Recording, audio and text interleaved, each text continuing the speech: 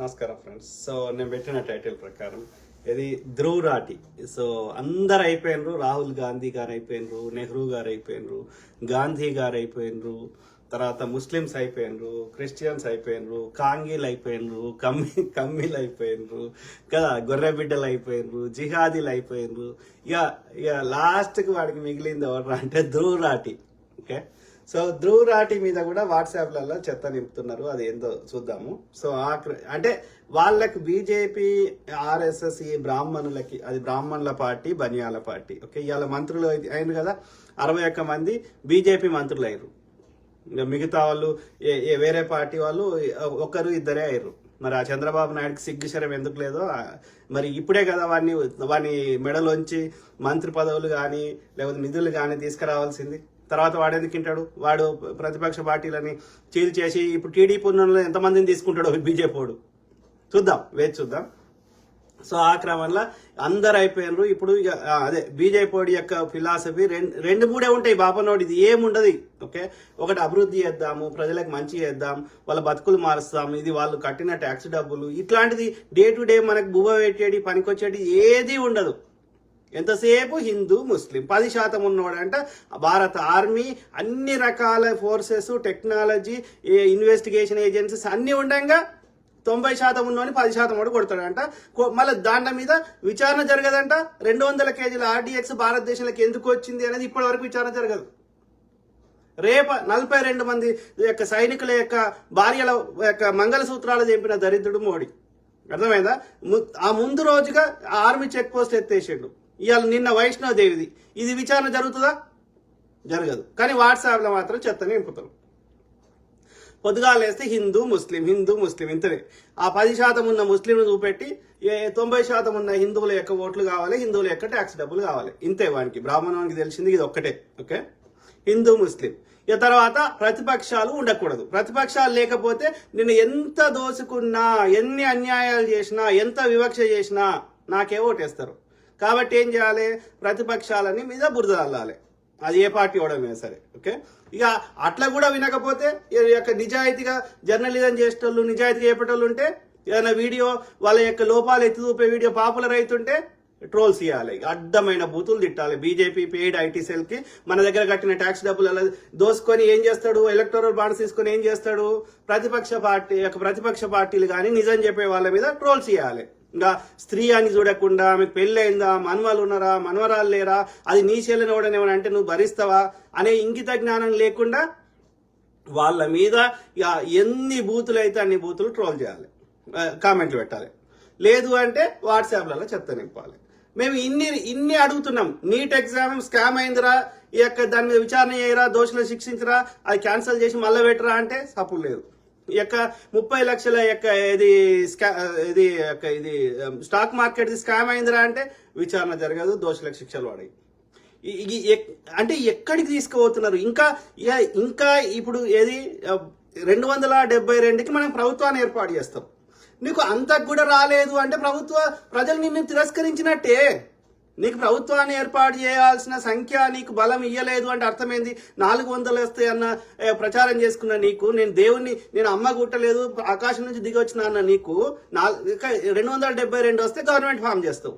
అంతకంటే తక్కువ వచ్చినాయి, అది కూడా మోసం చేసినావు. ఆ యొక్క ఎన్నికల కమిషన్ అధికారులను మార్చినావు. ఆ యొక్క పోలైన ఓట్ల కంటే వచ్చిన ఓట్ల సంఖ్య ఎక్కువ ఉన్నది. అట్లా 500, 1000 ఓట్లతోటి నువ్వు 100 నుంచి 150 సీట్లు గెలిచిర్రు. ఇట్లా మోసం చేసి గెలిస్తేనే ఈ పరిస్థితి ఉందంటే నీకు 50, 100 కూడా రాకపోతుండే జెన్యున్ గా, అది నిజంగా ఈ మోసం చేయకపోతే. అంటే పీపుల్ రిజెక్టెడ్. నీవు పరిపాలన బాగలేదని నిన్ను ఎత్తి మీద కొట్టి చెప్పారు. అర్థమైందా? అయినా సిగ్గుశరం రాకుండా ఇంకా పాడిన పాటనే వాడతాయి, ఇంకా వేషం వేస్తా అంటే ఎట్లా కలుస్తుంది? కాంగ్రెస్ హయాంలో కాంగ్రెస్ ప్రభుత్వాన్ని కూల్చడానికి దాడులు చేశారు. దాడులు చేస్తే ప్రతి దాడిని, అప్పుడు ఇంత టెక్నాలజీ లేదు, అయినప్పటికీ ప్రతి దాడిని విచారణ చేసి దోషులకు శిక్షలు వేయడం జరిగింది. అది అఫ్జల్ గురు కావచ్చు, కసబ్ కావచ్చు, భక్తలు కావచ్చు, ఇంకెవరైనా కావచ్చు. బీజేపీ హయాంలో ఇన్ని దాడులు జరిగినాయి, ఒక్క దాని మీదనే విచారణ జరిగిందా? మన పార్లమెంట్ లో పొగ బాంబు పెట్టారు, విచారణ జరిగిందా? నిన్న వైష్ణవ్ దేవిది విచారణ జరుగుతుందా? కానీ వాట్సాప్లో మాత్రం చెత్త నింపుడు ఉంటుంది. ఆలోచించండి మిత్రులారా. సో అది అదొకటి. ఇది ప్రాపగాండా. లేదు ఇక ప్రాపగాండాకు కూడా వింటలేరు అంటే ఏం చేయాలి? అరెస్టులు చేయాలి, అక్రమ కేసులు బనాయించాలి. బీజేపీ కండవా కప్పుకుంటే కేసులకి ఎలాంటి కేసులు ఉండవు, ఆ కేసులకు విచారణ ఉండదు, ఏముండదు. బీజేపీ కండవా కప్పుకోకపోతే ప్రజలకు వాస్తవాలు చెప్తే వాళ్ళ మీద తప్పుడు కేసులు బనాయించాలి. ప్రజలు ఎన్నుకున్న ప్రభుత్వాన్ని కూల్చాలి, ప్రజలు ఎన్నుకున్న ఎమ్మెల్యేలను కొనుక్కోవాలి, కండవా కప్పించుకోవాలి. ఏదో ఒక తప్పుడు కేసు బనాయించమని బెదిరించి లోపల వారేస్తా అని, ఎలాంటి ఆధారం లేకుండా, దానికి కోర్టులో తీర్పులు లేకుండా 10 సంవత్సరాలైనా జైల్లో ఉంచాలి. ఆ విధంగా చట్టాలు చేయాలి. ఆరోపణ వస్తే జైల్లో పెడతారంట. అదే విచారణ చేసి ఆ దోషి నిరూపించినాక శిక్ష ఉన్నదా? ప్రొఫెసర్ సాయిబాబా గారిని 10 ఏళ్ళు జైల్లో పెట్టిన ఆధారం ఉందా? నా ఆధారం లేదు, నాకు సిగ్గుశరం లేదు, ఒక అమాయకుడిని జైల్లో పెట్టినా అని నువ్వే చేసినావు. కానీ 10 ఏళ్ళు ఆయన జీవితాన్ని నాశనం చేసినావు కదా, ఆయన ఆరోగ్యాన్ని నాశనం చేసినావు కదా, ఓడిస్తాడు. ఇలా కేజ్రీవాల్ ఆరోగ్యాన్ని నాశనం చేస్తున్నావు కదా, దమ్ముంటే నా ఆధారం ప్రజల ముందు పెట్టు. ఎవడో చెప్పినట్టు ఎవడైనా ఎవరి మీదైనా ఏమైనా ఆరోపణ చేయొచ్చు. So you abuse the power. Okay, నీ అధికారాన్ని దుర్వినియోగం చేస్తావు. అర్థమైందా మిత్రులారా? సో ఇది అంటే వాడికి తెలిసిన ఈ బీజేపీ బ్రాహ్మణులకు తెలిసింది 2-3. ఒకటి, హిందూ ముస్లిం అని చెత్త నింపాలి, లేదంటే ప్రతిపక్షాల మీద దుష్ప్రచారాలు చేయాలి, లేదంటే ట్రోల్స్ చేయాలి ఏమన్నా వాస్తవం చెప్తే.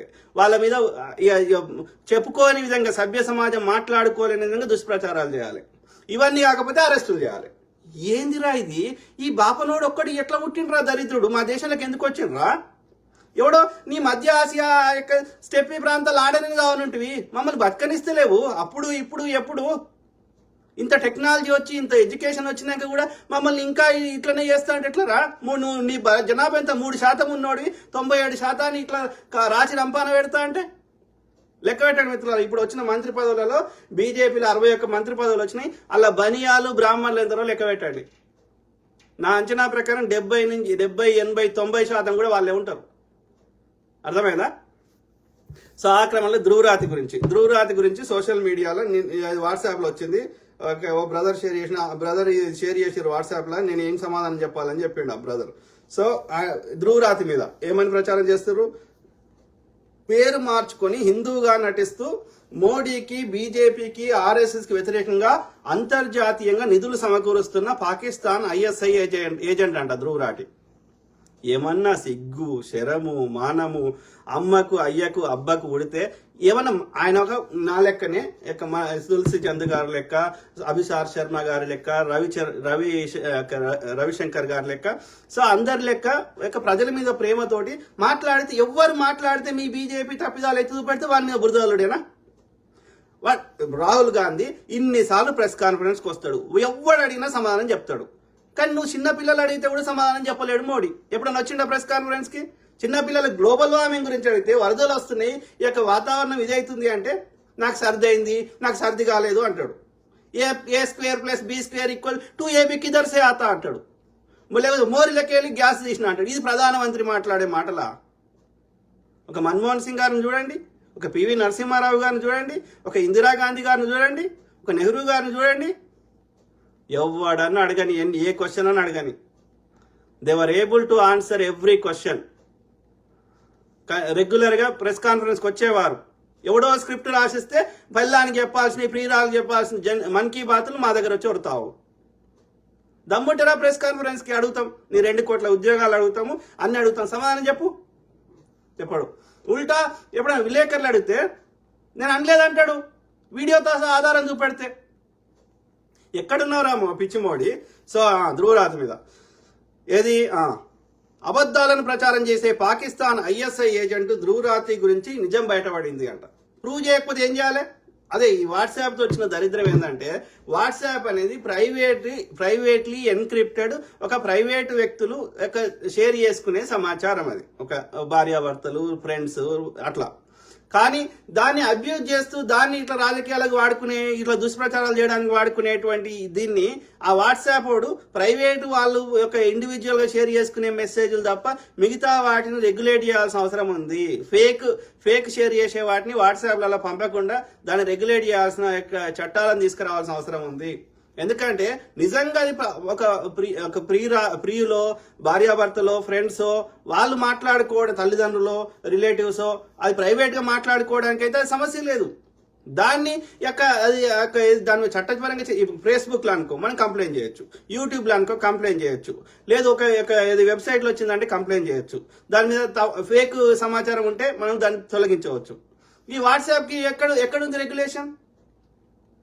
సో దాన్ని చెత్త నింపడానికి వాడతా అంటే అందుకే నేను ప్రజలకి ఇంతకుముందు గతంలో కూడా చెప్పినా మళ్ళీ ప్రాధాయపడుతున్నా, రిక్వెస్ట్ చేస్తున్నా, వాట్సాప్ లో వచ్చేటువంటి 90% చెత్తని నమ్మకండి. హిందూ ముస్లిం రిలేటెడ్ వస్తే అసలే నమ్మకండి. ఈ బాంబు దాడులు జరుగుతుంటే నమ్మకండి. అవి బీజేపీడే చేయిస్తాడు, ఎవ్వడు చేయడు. ఓకే, వాడు నిజంగా చిత్తశుద్ధి ఉంటే ఇప్పుడు వైష్ణోదేవిది విచారణ చేసి ఎన్ఐఏ కానీ అది విచారణ చేసి సిబిఐ కానీ విచారణ చేసి దోషులకు శిక్షలే. ఎవ్వడు మాట్లాడు, ఎవ్వడు మాట్లాడు, ఒక అయిన రోజు చూపెడతారు తప్ప దాని విచారణ ఉండదు, దోషులకు శిక్షలు ఉండవు. ఇప్పటి వరకు పుల్వామా కింద 200 కేజీల ఆర్డీఎక్స్ దేశం మధ్యలోకి ఎందుకు వచ్చిందో విచారణ జరిగిందా? దోషులకు శిక్షలు పడ్డాయా? కానీ కాంగ్రెస్ అట్లా చేయలేదు. మీరు ఆలోచించండి. బీజేపీ హయాంలోనే అటాకులు జరిగినాయి. జరిగిన ప్రతి అటాక్ కి కాంగ్రెస్ ప్రభుత్వంలో విచారణ జరిగింది, దోషులకు శిక్షలు పడ్డాయి. ప్లస్ అప్పుడు ఇంత టెక్నాలజీ లేదు, ఉంటే ఇంకా బెటర్గా కాకుండా నివారించే వాళ్ళం. అర్థమైందా? సో ఎందుకంటే ఆ యొక్క ఫోన్ ఈ సంభాషణలు వినడం ఇవన్నీ అప్పుడు ఇంత అడ్వాన్స్ టెక్నాలజీ లేదు, ఈ సెక్యూరిటీ కెమెరాలు ఇన్ని లేకుండే. అబద్ధాలను ప్రచారం చేసే పాకిస్తాన్ ఐఎస్ఐ ఏజెంట్ అని ధ్రువరాతి గురించి నిజం బయటపడింది. నిరూపించకపోతే ఏం చేద్దాం? ఇట్లాంటి వాళ్ళని బాధ అవుతుంది. ఈ సైబర్ క్రైమ్ లాంటి వాళ్ళు ఇట్లాంటి షేర్ చేసే వాళ్ళ మీద ఏమైనా స్క్రీన్ షాట్ షేర్ చేస్తే వాళ్ళు ఏమైనా చర్యలు తీసుకుంటారేమో ఆలోచించండి. సైబర్ క్రైమ్ సంబంధించిన police అధికారులారా, CP Anando, CV Anando, ఇంకెవరైనా సరే వాట్సాప్లలో చెత్త నింపే వాటిని ఎట్లా నివారించాలి అనేది తప్పకుండా మీరు దయచేసి చర్యలు తీసుకోవాలి అనేది ఈ పోలీసు సైబర్ క్రైమ్ అధికారులకి నేను రిక్వెస్ట్ చేస్తున్నా. We have to regulate that. Otherwise ఈ బీజేపీ వాళ్ళ చెత్త ప్రజా సమస్యల మీద చర్చ ఉండదు. పొద్దుగా లేస్తే ఎవడు ప్రశ్న ఇవ్వదు. అతని అసలు పేరు బద్రు రషీద్, పూర్తి పేరు బద్రుద్దీన్ రషీద్ లాహోరీ అంట. ఎంత బాధాకరం. ఆయన చూపెడతా ధ్రువరాతి ఆయన పర్సనల్ లైఫ్ గురించి కూడా మాట్లాడిండు. ఆయన 10 మిలియన్ వ్యూవర్స్ సబ్స్క్రైబ్ అయిన తర్వాత చూపెడతా. ఆయన మా హర్యానాకు చెందినటువంటి హర్యానా రోహతక్ లో పుట్టిండు. హార్డ్ కోర్ హిందువు. ఆయన వాళ్ళ డాడీ ఒక సైనికుడిగా పనిచేసే ఆర్మీలో పనిచేసేవాడు, వాళ్ళ అమ్మ టీచరు. సో హిందువు అప్పుడు ఆయన చూపెడతా కానీ చెప్తున్నా ముందు. అప్పుడు కాంగ్రెస్ హయాంలో అన్నా హజారే అదే యూపీఏ హయాంలో అన్నా హజారే అండ్ ఆయన పేరు కేజ్రీవాల్ ఈ స్కామ్లు వాటి మీద నిరసన తెలిపితే అది నిజమేమో అనుకొని కాంగ్రెస్ కి వ్యతిరేకంగా బాగా ఆయన ఒక అసహ్యాన్ని పెంచుకున్నాడు అప్పుడు. కానీ ఆయన చెప్పింది చెప్తున్నా, సొంత కవితం చెప్తలే. కానీ ఇప్పుడు రియలైజ్ అయింది ఏంటి అంటే మోడీ కాంగ్రెస్ అట్లా చేయలేదు, కానీ మోడీయే చాలా దుర్మార్గం చేస్తుండే అని ఆయన చిన్నగా ఉండే అప్పుడు ఏజ్ లో. సో ఇప్పుడు పెద్దగా అయినాక రియలైజ్ అయ్యాడు. ఓకే, అప్పుడు కూడా కాంగ్రెస్ మీద వీళ్ళే బురదలేరు. మరి ఒక్క స్కామ్ అని నిరూపించిర్రా? నువ్వే కదా 10 ఏళ్ళ నుంచి అధికారంలో ఉన్నావు. ఎంతసేపు బురదలుడే. ఈ వాట్సాప్ లో వచ్చినాక దరిద్రము బురదలుడు తప్ప ఒక్కటి కూడా నిరూపించి చర్యలు తీసుకోవద్దని ఆపుతున్నామా? మేము ఆపుతావా? ఇలా కేజ్రీవాల్ గారిని బెయిల్ పెట్టుకుంటే ఇస్తున్నావా? నువ్వు కాంగ్రెస్ తప్పు చేస్తే కేజ్రీవాల్ లోపలేసినట్టు, లేకపోతే శిబు సోరెన్ హేమంత్ సోరెన్ లోపలేసినట్టు వాళ్ళు ఎలాంటి ఆధారం లేకుండా కాంగ్రెస్ ఎందుకు వదిలేస్తావు? లోపలే కదా, ఎవడొద్దున్నాడు? ఆలోచించండి మిత్రులారా. అతని అసలు పేరు బద్రు రషీద్, పూర్తి పేరు బద్రుద్దీన్ రషీద్ లాహోరీ. ఎంత అబద్ధ చెత్తదుడు. అతను పాకిస్తాన్ లోని లాహోర్ లో జన్మించాడు కాదు, హర్యానాలోని రోహతక్ లో జన్మించాడు. అతని భార్య పేరు జూలీ. Correct, Julie. ఆమె జర్మనీకి చెందిన ఆమె. ఆయన జర్మనీలో ఆయన ప్రేమించి పెళ్లి చేసుకున్నాడు. అదొక్కటి కరెక్ట్. జూలీ అనేది ఒకటి కరెక్ట్. పాకిస్తానీ అసలు పేరు జులేఖా అంట. అబద్ధం, పచ్చి అబద్ధం. వారు కరాచీలో పేరు మోసిన గ్యాంగ్స్టర్ దావూద్ ఇబ్రాహిం యొక్క రహస్య విలాసవంతమైన బంగ్లాలో నివసిస్తున్నారు. వాళ్ళు జర్మనీలో ఉంటున్నాడు. ఆయన ధ్రువరాతి, అదేవిధంగా వాళ్ళ భార్య. ఆయన అన్ని ట్రావెల్ బ్లాగ్స్ కూడా చేస్తాడు, ప్రపంచం అంతా తిరుగుతాడు. అన్ని విషయాల మీద పొద్దుగాలు వేస్తే ఒక పాలిటిక్సే కాకుండా అన్ని విషయాల మీద ప్రజలను అవగాహన చేస్తాడు. అక్కడ వారికి ఐఎస్ఐ మరియు పాకిస్తాన్ యొక్క వై మరియు జెడ్ కేటగిరీ భద్రతను అందిస్తారు. ఐఎస్ఐకి అందిస్తారో ఏమో నాకు తెలియదు, కానీ ధ్రువరాతికి అయితే జెడ్ లేదు, వై లేదు, ఏం లేదు. జర్మనీలో మామూలుగా సిటిజన్ గానే ఉన్నాడు, ఒక మామూలు వ్యక్తిగానే. బద్రు రషీద్ పాకిస్తాన్, చైనా, దుబాయ్, మాల్దీవులు, కెనడా, రష్యా, టర్కీ మరియు పండోరా నుంచి నిధులు సమకరిస్తాడు. మరి ప్రూవ్ చేయరా సిబిఐ? ఇప్పుడు నీకు ఈడీ అనేది ఉంది కదా, ఎన్ఫోర్స్మెంట్ డైరెక్టర్ ఉంది కదా, ఆర్థిక నేరగాల మీద చర్యలు తీసుకుంటావు కదా. నీ సిబిఐ ఆయనకు రెడ్ నోటీస్ పంపిర్రి, ఈడీ కింద ఆయనకు నోటీసు పంపిర్రి, అరెస్ట్ చేయరు. ఎవడొద్దన్నాడు? జర్మనీ ప్రభుత్వం నువ్వు చెప్తున్నదా? ఇంటర్పోల్ నువ్వు చెప్తున్నాడా? ఎక్కడో ఉక్రెయిన్లో అవుతున్న యుద్ధాన్ని ఆపగలిగినోడు ఇంకా చిన్న బచ్చగాన్ని నువ్వు తీసుకురాలేవా తప్పు చేస్తే? ఆయన అబద్ధాలు చెప్తే ఆయన యూట్యూబ్ ఛానల్ బంద్ చేయలేవా? ఎందుకంటే నిజాన్ని నువ్వు ఏం చేయలేవు. నిజంని అర్థమైందా? గుర్తుపెట్టుకోవాలి. బీజేపీ చెత్త నా కొడుకు, ఐటీ సేవ చెత్త నా కొడుకు. భారత వ్యతిరేకి జార్జి సోరేస్ ఖాతా ద్వారా మోడీని ఎదిరించేందుకు పెసాకు నిధులు పంపిస్తాడు. చూపెట్టు. ఇప్పుడు నిధులు ట్రాన్స్ఫర్ అంటే చూపెట్టు కదా. బురదలతో అంటే మోడీ పెద్ద తీవ్రవాది అంట. నేను మోడీకి అన్ని నిధులు వస్తాయి. మేము ఆధారంతో చెప్తున్నాం కదా. హిండెన్బర్గ్ కూడా రీసెర్చ్ చేసి చెప్పిండు కదా. అదాని కంపెనీలకి విదేశీ కాగిత కంపెనీల నుంచి పెట్టుబడులు వస్తున్నాయి. ఎక్కడి నుంచి వచ్చినాయి? అవి ఎవరి పైసలు? పిఎం కేర్ ఫండ్స్ నుంచి. ఇది అదాని వాళ్ళ అన్న గౌతమ్ అదాని వాళ్ళ అన్న వినోద్ అదాని ద్వారా మారిషస్లకి, దుబాయ్లకి వాళ్ళకి ఇక ఈ డబ్బులు పోయి అక్కడి నుంచి ఈ బ్లాక్ మనీ వైట్ మనీగా మళ్ళీ తిరిగి అదాని కంపెనీలకు పెట్టుబడులు వస్తున్నాయి. ఎవరి అదాని కంపెనీలలో ఉన్నాయని మోడీవే. ఇది విచారణ చేయమని ఎన్నోసార్లు డిమాండ్ చేస్తే రాహుల్ గాంధీ పార్లమెంట్ సభ్యత్వాన్ని రద్దు చేస్తావు, మహువా మొయిత్రా యొక్క పార్లమెంట్ సభ్యత్వాన్ని రద్దు చేస్తావు. విచారణ చేయి. అదాని కంపెనీలో వచ్చిన పెట్టుబడులు ఎవరివి, ఎక్కడి నుంచి వచ్చినాయి? అదాని యొక్క ఆస్తులు, దేశంలో ప్రజల యొక్క ఆస్తులు, వ్యాపారుల ఆస్తులు ఏమో తగ్గుతాయి, అదాని ఆస్తులు ఏమో పెరుగుతాయి. ఎక్కడి నుంచి పెరుగుతున్నాయి? విచారణ చేయి. సిబిఐ ఈడీ విచారణ చేస్తావా? ఆలోచించండి మిత్రులారా. కానీ ఇప్పుడు హిందూ వ్యతిరేక, భారత వ్యతిరేక అంశం బయటపడింది. ఎక్కడ బయటపడింది? ఆయన పొద్దుగా లేస్తే హిందువులకు మోడీ ద్రోహం చేస్తున్నారు అయ్యా, నీట్ స్కామ్ చేసిండు, ఇంకో స్కామ్ చేసిండు, పొద్దుగా లేస్తే విద్వేషాలు నింపుతున్నాడు, అబద్ధాలు ప్రచారం చేస్తున్నాడు, మన యొక్క కరోనా సరిగ్గా హ్యాండిల్ చేయకుండా హిందువులను చంపేసిండు, ఇట్లా హిందువుల సొమ్మును దోసుకుంటుండు, అదానికి కట్టబెడుతున్నాడు అనేది వాస్తవాలు. హిందువులకు ద్రోహం చేస్తున్న మోడీ చర్యలను అంటే అర్థమయ్యే అంటే మోడీ యొక్క తప్పిదాలు ఎంత చూపెడితే వాడు హిందువు కదా. అంటే నీ బీజేపీ పుట్టక ముందు హిందుత్వం ఉంది, నీ బీజేపీని బొందబెట్టినాక కూడా ఉంటుంది. హిందుత్వానికి బీజేపీకి ఈ యొక్క సంబంధమే లేదు. హిందుత్వం అనేది మూలవాసులు, ఆదివాసులు, శూద్రులు మొక్కుకునే దేవుళ్ళు. ఈ ఆర్యుడు మొక్కుకునే దానికి ఆర్యుని యొక్క పుస్తకాలలో, వేదాల్లో కానీ ఎక్కడ కూడా హిందూ శబ్దం ఉంటే నా ముక్కు చెవులు అన్ని ఘోషిస్తా.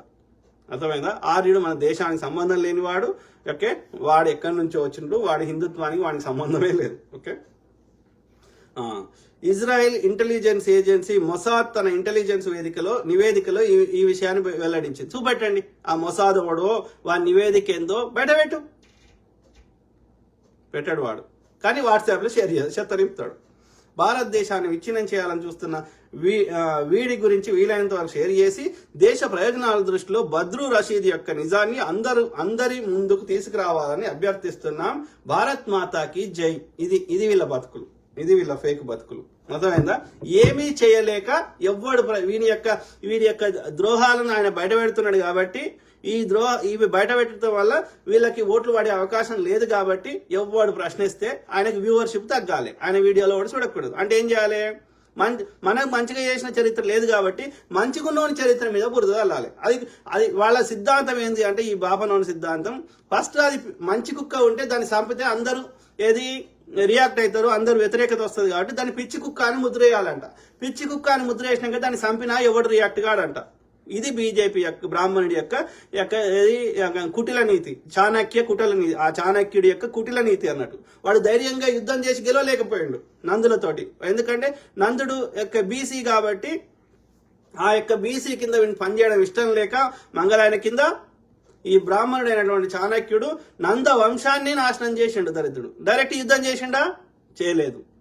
ఏం చేసిండు? నీ అన్నకి తమ్ముని గొడవ పెట్టాలి. అప్పటి నుంచి ఇప్పటి వరకు విభజించి పాలించు, అన్నదమ్ముల మధ్య కొట్లాడబెట్టు, అన్న దోసుకో, తమ్ముని దోసుకో. ఆ బ్రిటిష్ వాడు నేర్పిన సిద్ధాంతము వాడు నీ దగ్గర నుంచి నేర్చుకున్నాడా, నువ్వు వాని దగ్గర నుంచి నేర్చుకున్నావా? వాడు దేశాన్ని లూటీ చేసిండు, నువ్వు దేశాన్ని లూటీ చేస్తున్నావు. బ్రిటిష్ వాడి బూట్లు నాకినటువంటి ఈ సావర్కర్లు, గోడ్సేలు. అర్థమైందా మిత్రులారా? ఇంకా చూద్దాం ఇది ఆయన పర్సనల్ లైఫ్. ఓకే, చూడండి. नमस्कार दोस्तों, 10 मिलियन सब्सक्राइबर्स, 1 करोड़ लोग। यकीन नहीं होता कि नंबर इतना बड़ा है कि स्विट्जरलैंड, नॉर्वे जैसे देशों की पॉपुलेशन से ज्यादा होता है। तो सबसे पहले तो आप सब लोगों का बहुत बहुत धन्यवाद, जिसकी वजह से पॉसिबल हो पाया हम इस मुकाम तक पहुंच पाए। दूसरा, मैंने सोचा कि क्यों ना इस ओकेजन पर कुछ स्पेशल किया जाए। अपने हिस्ट्री वीडियोस में मैंने आपको इतिहास के छोटे बड़े बहुत किस्से सुनाए हैं, तो मैंने सोचा क्यों ना अपने अतीत की बात करी जाए। क्यों ना मैं आपको अपने बचपन की ऐसी वीडियोस दिखाऊं और ऐसे किस्से सुनाऊं जो आज से पहले मैंने कभी पब्लिक नहीं किए। आइए आज के वीडियो में मैं आपको एक सफर पर लेकर चलता हूं अपनी जिंदगी के। ये कहानी शुरू होती है अक्टूबर 1994 में। हरियाणा के शहर रोहतक में मेरा जन्म होता है, एक छोटे से मिडिल क्लास परिवार में। मेरे पेरेंट्स काफी यंग थे, करीब 24-25 साल के होंगे। मेरी मम्मी एक टीचर की नौकरी कर रही थी और मेरे पापा एक इंजीनियर थे। कुल मिला के इनकी तनख्वाह होगी करीब 4000 रुपए महीने की। ఆయన personal video the real story of Dhruv Rathee 10 million special. Okay, చూడండి, ఒక ఏడాది కింద రిలీజ్ చేసిండు. సో 10 మిలియన్ అయినందున ఆయన ఎవరు ఏంటిది అనేది ఆయన డీటెయిల్స్ చెప్తుండు. ఏం చెప్పిండు ఆయన హర్యానాలోని రోహతక్ సిటీలో జన్మించాడు. వాళ్ళ తండ్రి ఆర్మీలో ఇంజనీరు, వాళ్ళ అమ్మ స్కూల్ టీచర్. समय की, क्योंकि कोई वीडियो कैमरा होता नहीं था। कुछ फोटो जरूर हैं जैसे कि ये, लेकिन मैंने अपने पेरेंट्स का चेहरा ब्लर कर रखा है प्राइवेसी के लिए। बचपन में दोस्तों मुझे बहुत ट्रैवल करने को मिला, हालांकि मुझे कुछ भी याद नहीं उस సో ఆయన చిన్నప్పటి లైఫ్ గురించి చెప్తున్నాడు. Okay, We're missionaries for the Church of Jesus Christ of Latter-day Saints. We invite you to come to church with us this Sunday. और उन 10-12 लोगों के ग्रुप को साथ में कहा जाता है कि ये है तुम्हारा टॉपिक, इस पर डिबेट करो। तो मैं एक ऐसे ही ग्रुप సో అది ఆయన పర్సనల్ లైఫ్. मैं जो वीडियोस बना रहा हूँ उन्हें बेहतर तरीके से बना सकूं और ये काम बेहतर तरीके से करता रह सकूं। इस पूरे टाइम के సో ఆయన మీరు యూట్యూబ్ లో కూడా చూడవచ్చు, the real story of Dhruv Rathee. Okay, Dhruv Rathee personal life అని కొట్టండి వస్తుంది. ఓకే, సో అది ఆయన ఒక దేశభక్తుడు. ఓకే, బీజేపీ అంటే నేను ఏమంటున్నా అంటే బీజేపీ తప్పిదాలు ఎత్తి చూపెడితే ఇక వాడు దేశద్రోహి అవుతాడు, వాడు కమ్మి అవుతాడు, వాడు కాంగి అవుతాడు. ఇదేంది బీజేపీ నరేంద్ర మోడీ గొప్ప అంటే వాడు హిందూ అవుతాడు, లేకపోతే దేశభక్తుడు అవుతాడు. No, this abuse can not be accepted. మేము యాక్సెప్ట్ చేయము. మా మీద ఎంత బురదలినా సరే మీ తప్పిదాలే ఎత్తి చూపెడతాం, ప్రజలకు వాస్తవాలు తెలవాలి. ఎందుకంటే ఈ మీ బీజేపీ ఐటీ సెల్ యొక్క వాట్సాప్ యూనివర్సిటీ చెత్త నింపుతుంది. అది కాకుండా ఈ యొక్క యూట్యూబ్లలో మళ్ళీ చెత్త నింపుతారు ఈ బ్రాహ్మణ యూట్యూబ్ ఛానళ్ళు. అది కాకుండా మళ్ళీ గోధి మీడియా. ఇంకా దెబ్బలు కొట్టింది సరిపోలేదురా, అట్లా చేస్తే పని చేస్తలేదు. అయినా ప్రజలు ఓటేస్తలేరని ఇంకా గమనిస్తలేరా? ప్రజలకు మంచి చేద్దాం, వాళ్ళ బతుకులు మారుద్దామన్న ఆలోచన లేకుండా ఇంకా చెత్త నింపుట అంటే ఇంకెట్లా సిగ్గుశరం వస్తుందిరా మీకు? మీరు మనుషులేనారా? ఆలోచించండి మిత్రులారా. సో అదొకటి. ఇది ఇంకోటి చూడండి, ధ్రువ్ రాఠీ ఏమంటున్నాడు. गाना का एक वीडियो सामने आया जहां बीजेपी के कुछ मेंबर्स प्लानिंग कर रहे थे कि मुझे कैसे रोका जाए। तो उनमें तेलंगाना का एक वीडियो सामने आया जहां बीजेपी के कुछ मेंबर्स प्लानिंग कर रहे थे कि मुझे कैसे रोका जाए। तो उनमें से एक कहते हैं कि ये ध्रुव राठी हमेशा फैक्चुअली करेक्ट होता है, कॉन्स्टिट्यूशनली हमेशा करेक्ट होता है, इसके वीडियोस किसी भी यूट्यूब रूल्स को नहीं तोड़ते। तो कैसे काउंटर करा जाए इसे? ఇప్పుడు యూట్యూబ్ లో ఒక ధ్రువరాజు అనే వాడు ఇష్టం వచ్చినట్టు అవుతున్నాడు, వాడు చరిత్ర ఇంకా మార్చేస్తున్నాడు. చాలా మంది నాకు యూస్ వస్తున్నాయి. దాని గురించి మీరు అభిప్రాయం చెప్పండి. ఎందుకంటే దాన్ని మనం ఇంటి కొట్టాలి, దాన్ని మనం అందరం దాన్ని ఖండించాలి. ఖండించి ఆ వీడియోని మనం యూట్యూబ్ లో ఎవరు చేయాలి, దానికి తగ్గట్టుగా మీరు అందరూ సహకరించాలి. ఈ విషయం గురించి చెప్పాలి. ధ్రువరాజు మీరు ఒక ప్యాటర్న్ ఒక 10 వీడియోస్ చూసుకుంటే ఫస్ట్ మీరన్న మాటగా నేను స్టార్ట్ చేస్తాను. వాడిని మనం ఎట్లా ఆపలేదు. వాడు యూట్యూబ్ కి కంప్లైంట్స్ ఉంటాడు, వాడు యూట్యూబ్ రెగ్యులేషన్స్ కి కరెక్ట్ ఉంటాడు. అన్లెస్ అంటే వాడు అక్కడ చేర్చాడు చేస్తేనే మనం మనకి గెలవచ్చు. వాడు మాట్లాడి కూడా రాజ్యాంగబద్ధంగా మాట్లాడు. వాడు పొలిటికల్ గా కరెక్ట్ ఉన్నాడు అంటే వాడి మనం యాక్ట్ చేయొచ్చు. వాడు కాన్స్టిట్యూషనల్ కరెక్ట్ ఉంటున్నాడు. वाह क्या बात कही है। देखो देखो दोस्तों, इससे पता चलता है कि कैसे आपके हेटर्स भी सीक्रेट एडमायरर्स हो सकते हैं। अगर मैंने कभी कुछ गलत किया ही नहीं तो कैसे मुझे काउंटर किया जाए? ये कहते हैं कि प्लान है इसके खिलाफ झूठी खबरें फैलाओ। झूठी खबरें फैलाओ कि जैसे ध्रुव राठी ने झूठ बोला हो कि प्रधानमंत्री मोदी सनी लियोनी को मंत्री बनाने वाले हैं। సో వాడిని మనం ఎట్లా టార్గెట్ చేస్తామనే దానికంటే వాడిని మనం నరేటివ్ కి కౌంటర్ నరేటివ్ ఎక్కిస్తాం అనేది మన గోల్ పెట్టుకోవాలి. ధ్రువ్ రాఠీని సోషల్ మీడియాలో ఫేస్బుక్, ట్విట్టర్ ప్రతి చోట కూడా ఉద్దేశపూర్వకంగా కమెడియన్ చేస్తే చాలా బాగుంటుంది. ఏంటంటే సన్నీ లియోని నెక్స్ట్ నరేంద్ర మోడీ కేబినెట్ లో మహిళా శిశు సంక్షేమ శాఖకు మంత్రిగా చేస్తున్నారని ధ్రువ్ రాఠీ చెప్పిందని చెప్పాలి. ఇటువంటి పోస్టులు కంటిన్యూగా పెడుతుంటే ధ్రువ్ రాఠీ అనేవాడు జోకర్ అవుతాడు. वाह क्या प्लान बनाया है, यानी कि फेक न्यूज फैलाओ कि ध्रुव राठी ने फेक न्यूज फैलाई है। అర్థమైందా మిత్రులారా? ధ్రువ్ రాఠీని ఎట్లా హ్యాండిల్ చేయాలో తెలియక ధ్రువ్ రాఠీ మీద ఏది ఫేక్ ప్రచారం చేయాలంట. సన్నీ లియోన్ని మోడీ మంత్రి చేస్తా అన్నాడని ధ్రువ్ రాఠీ అన్నాడని చెప్పాలంట. వీళ్ళ ఏదో తెలివితేటలు. అంటే దీన్ని బట్టి మీరు అర్థం చేసుకోండి ఎంత దుష్ప్రచారం చేస్తారు ఈ యొక్క బ్రాహ్మణుడు అనేది అర్థం చేసుకోండి. ఇలా తుగ్లక్ని ఆయన చచ్చిపోయి కూడా 1000 సంవత్సరాలు అవుతుంది, ఇప్పటికీ తుగ్లక్ అనేది ఒక నామక వాచకం అయిపోయింది. ఎవడన్నా అసంబద్ధంగా చేస్తే తుగ్లక్ అంటారని. కానీ తుగ్లక్ అస్సలు చేయలే అట్లా. తుగ్లక్ చాలా చేసిండు మంచి పనులు. కరెన్సీ విధానాన్ని ప్రవేశపెట్టిండు. ఓకే, తుగ్లకాబాద్ నగరాన్ని నిర్మించిండు, ఢిల్లీని పార్కుల నగరం చేసిండు. దక్షిణ భారతదేశంలో ముస్లింలు రాజ్యం ఏలడానికి కారణం తుగ్లక్. అర్థమైందా? సో ముస్లిం రాజులలో ఇప్పుడు అందరికంటే అత్యంత తెలివి కల్లవాడు తుగ్లక్, మహమ్మద్ బిన్ తుగ్లక్. కానీ ఇప్పటికీ తుగ్లక్ అని తిడతారు. ఎందుకని? బ్రాహ్మణుడు ఈ బ్రాహ్మణ్ణి జిజియా కట్టమన్నాడని చెప్పి వాడు పగబెట్టుకున్నాడు. మిగతా హిందువులను జిజియా కట్టమంటే ఈ బ్రాహ్మణ్కి నొప్పి కాలే, బ్రాహ్మణ్ణి కూడా జిజియా కట్టమంటే నొప్పి అయింది. ఈ బ్రాహ్మణుడు ఆ ముస్లింల దగ్గర కూడా మళ్ళీ రాతపూత పనుల వీడే ఉన్నాడు, ఆ బ్రిటిష్ దగ్గర రాతపూత పనులలో వీడే ఉన్నాడు. ఫస్ట్ ముస్లిం కన్వర్ట్ అయింది ఇదే బ్రాహ్మణుడు, ఫస్ట్ క్రిస్టియన్ కన్వర్ట్ అయింది ఇదే బ్రాహ్మణుడు. అందుకే అంటున్నా భారతదేశానికి పట్టిన దరిద్రము శని, హిందువులకు పట్టిన దరిద్రము శని ఈ బ్రాహ్మణుడు. రాసి పెట్టుకోరు. ఓకే, సో అట్లనే ఇంకొకటి కూడా నిన్న ఇలా బాగా చెత్త ప్రచారం అవుతుంది. ఏంది? వీడు హిందువు కానీ ముస్లిం లెక్క వేషం వేసుకొని హిందువులను తిడుతున్నాడు. అర్థమైందా? లాస్ట్కి పోలీసులు పట్టుకున్నారు అని. ముస్లిం వేషధారణలో హిందూ యువకుడి మతోన్మాద విద్వేష వీడియో వైరల్. ఓకే, వాడి పేరేంది? ఉత్తరప్రదేశ్లో ధీరేంద్ర రాఘవ్. ఓకే, వాడు హిందూ. ఇక చూడండి, బట్టగుండు ఉంది వాడి ఒరిజినల్ ఫోటో. సో ఇది వాడు ఒరిజినల్. వీడు వాడి పేరు ధీరేంద్ర యాదవ్. ఓకే, కానీ వాడు ఎట్లేషం వేసుకున్నాడు ఇక చూడు. కళ్ళ కాటుక పెట్టుకొని టోపీ పెట్టుకొని ఎట్లా తయారైండు? వీడేవాడు. ఈ గుండుగాడే ధీరేంద్ర యాదవ్ గాడే ఇట్లా వేషం వేసుకున్నాడు. వేషం వేసుకొని హిందువులను తిడతాడు. తిట్టేసి ఇక చూసినావా మన హిందువులను ముస్లిమ్స్ ఎట్లా తిడుతుర్రు, ఇది ఇట్లా చెత్త నింపాలి, మన బ్రెయిన్ వాష్ చేయాలి. ఈ యంగ్ పొరగాళ్ళకేమో తెలిసి రావాలి. ఈ వాట్సాప్ యూనివర్సిటీలో చెత్త నింపి 84% ఉన్న హిందువులలో 40% మంది ఓట్లు వేసినా నేను గెలుస్తా, నేను ఎల్లకాలం దోసుకుంటా. ఇది బాపనోడి కుట్ర. హిందువులు బ్యాంకుల పైసలు దాచిపెట్టుకున్నా వాటి మీద ఛార్జ్ చేస్తున్నాడు. అన్ని ట్యాక్సులు పెంచేసిండు, సబ్సిడీలు ఎత్తేసిండు. ఆమ్దాని ఏమో పోయింది, ఖర్చులు ఏమో పెరిగినాయి. హిందువుల మీద బాంబులు పెడుతూనే ఉన్నాడు ఈ బాపనోడు. కానీ మళ్ళీ ముస్లింలు పెట్టిరని ప్రచారం చేస్తాడు. నిజమండి. ఉత్తరప్రదేశ్ ధీరేంద్ర రాఘవ్ అనే హిందూ యువకుడు ముస్లింల యువకుడు ఎందుకు అవుతుంది? ఆడు ముసలోళ్ళు ఎక్కువ ఉన్నాడు, అంకులే ఉన్నాడు. ఆడు 45 పైనే ఉంటాడు. ఆడు యువకుడు ఏందాడు? హిందూ యువకుడు ముస్లింల టోపీ కల్పిత వేషధారంతో తాను ముస్లిం వ్యక్తిగా నటిస్తూ ఉత్తరప్రదేశ్లోని అయోధ్యలో హిందూ ఓటర్లను దుర్భాషలాడుతూ రాహుల్ గాంధీ అధికారంలోకి వచ్చి ముస్లింలకు రిజర్వేషన్లు కల్పించి ఉండేవాడని మతోన్మాదాన్ని రెచ్చగొడుతూ ఉన్న వీడియో సోషల్ మీడియాలో వైరల్ కావడంతో మత సామరస్యాన్ని విచ్ఛిన్నం చేయడం, ద్వేషాన్ని రెచ్చగొట్టడం అనే ఆరోపణలపై న్యూ ఆగ్రా పోలీసులు ధీరవ్ రాఘవ్ని అరెస్టు చేశారు. అర్థమైందా మిత్రులారా? ఈ దరిద్ర ముండా కొడుకులు, అరే ముస్లింలకి మనం రిజర్వేషన్ ఇవ్వలేదు కాంగ్రెస్ పార్టీ. అర్థమైందా? ఏ పార్టీ అయినా సరే అప్పుడు ఉన్నటువంటి వెనుకబడిన జాతుల యొక్క ఎవరు వెనుకబడ్డవారో భారతీయులు అందరూ కులాలకు మతాలకు అతీతంగా వెనుకబడిన వారందరికీ ప్రాతినిధ్యం ఇవ్వాలని చెప్పి వెనుకబడిన తరగతుల వారికి మేధావులు ఇచ్చిన రిపోర్టు ప్రకారం అన్ని మతాల్లో ఉన్నటువంటి వెనుకబడిన వారికి మనం రిజర్వేషన్లు ఇచ్చినాం. BCA, BCB, BCC, BCD, BCE.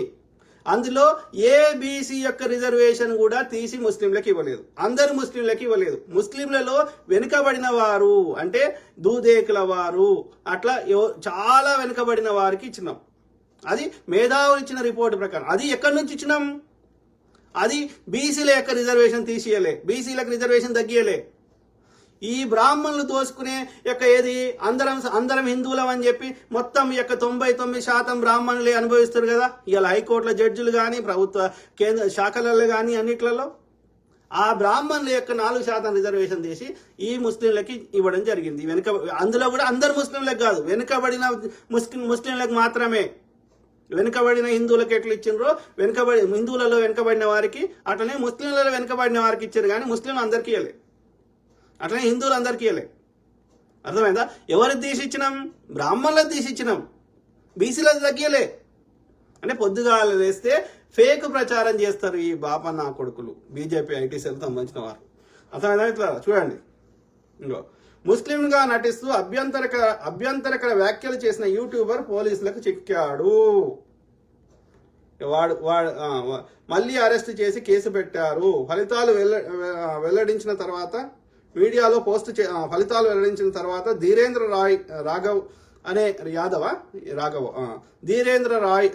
Raghav అనే యూట్యూబ్ ముస్లిం వేషధారణలో రీల్ను ప్రచారం చేశాడు. దీనిపై న్యూ ఆగ్రా పోలీసులు అరెస్ట్ చేశారు. వ్యాఖ్యలు చేస్తూ మీడియా పోస్ట్ పెట్టాడు. నిఘా పెంచింది, ముస్లింలుగా నటిస్తున్నాడు. ఇక చూడండి దానికి సంబంధించిన అంత ఇన్ఫర్మేషన్. ఓకే, అట్లనే వాడు ఏమన్నాడో అది కూడా విందాం. दोस्तों एक वीडियो बहुत ज्यादा वायरल हो रहा है, इसको देखिए।